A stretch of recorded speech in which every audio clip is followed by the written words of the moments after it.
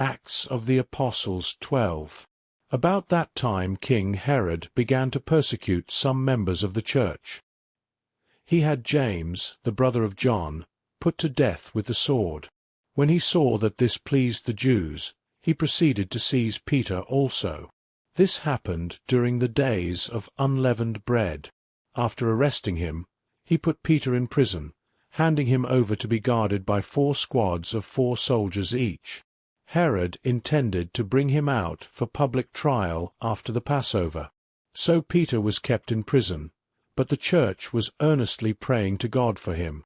The night before Herod was to bring him to trial, Peter was sleeping between 2 soldiers, bound with 2 chains, and sentries stood guard at the entrance. Suddenly, an angel of the Lord appeared, and a light shone in the cell. He struck Peter on the side and woke him up. "Quick, get up," he said, and the chains fell off Peter's wrists. Then the angel said to him, "Put on your clothes and sandals." And Peter did so. "Wrap your cloak around you and follow me," the angel told him. Peter followed him out of the prison, but he had no idea that what the angel was doing was really happening. He thought he was seeing a vision. They passed the 1st and 2nd guards and came to the iron gate leading to the city. It opened for them by itself, and they went through it. When they had walked the length of one street, suddenly the angel left him.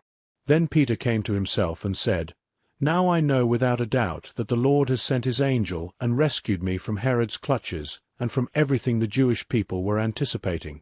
When this had dawned on him, he went to the house of Mary the mother of John, also called Mark, where many people had gathered and were praying. Peter knocked at the outer entrance, and a servant named Rhoda came to answer the door.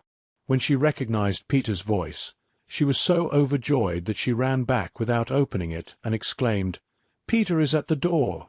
"You're out of your mind," they told her. But when she kept insisting that it was so, they said, "It must be his angel." But Peter kept on knocking, and when they opened the door and saw him, they were astonished. Peter motioned with his hand for them to be quiet, and described how the Lord had brought him out of the prison. "Tell James and the other brothers and sisters about this," he said, and then he left for another place. In the morning, there was no small commotion among the soldiers as to what had become of Peter. After Herod had a thorough search made and did not find him, he cross-examined the guards and ordered that they be executed. Then Herod went from Judea to Caesarea and stayed there. He had been quarreling with the people of Tyre and Sidon. They now joined together and sought an audience with him. After securing the support of Blastus, a trusted personal servant of the king, they asked for peace, because they depended on the king's country for their food supply. On the appointed day, Herod, wearing his royal robes, sat on his throne and delivered a public address to the people. They shouted, "This is the voice of a God, not of a man." Immediately, because Herod did not give praise to God, an angel of the Lord struck him down, and he was eaten by worms and died.